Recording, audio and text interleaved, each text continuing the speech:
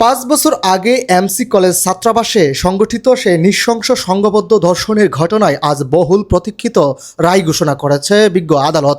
প্রধান আসামি সাইফুর রহমানকে মৃত্যুদণ্ড, ৩ আসামিকে যাবজ্জীবন কারাদণ্ড এবং ৪ আসামিকে খালাস দেওয়া হয়েছে। মঙ্গলবার সিলেটের দ্রুত বিচার ট্রাইব্যুনালের বিচারক স্বপন কুমার সরকার এ রায় ঘোষণা করেন। দিনটি ছিল ২০২০ সালের ২৫ সেপ্টেম্বর।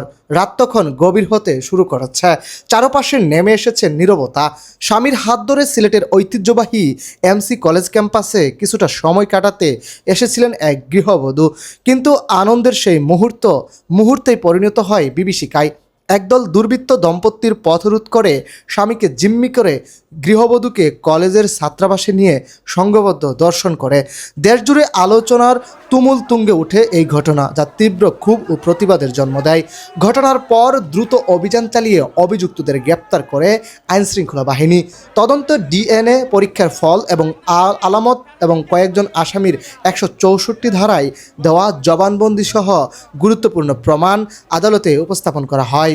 মামলায় ৫২ জনকে সাক্ষী করা হলেও আদালতে সাক্ষ্য দেন মাত্র ২৪ জন। দীর্ঘ বিচারিক প্রক্রিয়া শেষে ঘোষিত এই রায়কে বহুল প্রতীক্ষিত হিসাবে দেখছেন ভুক্তভোগী পরিবার, আইনজীবী ও সাধারণ মানুষ। সংশ্লিষ্টদের প্রত্যাশা, এই রায় ন্যায় বিচার প্রতিষ্ঠার পাশাপাশি নারী নির্যাতনের মতো জঘন্য অপরাধ দমনে একটি গুরুত্বপূর্ণ দৃষ্টান্ত হয়ে থাকবে। মাহবুব আল মারুফ, এবিসি টেলিভিশন।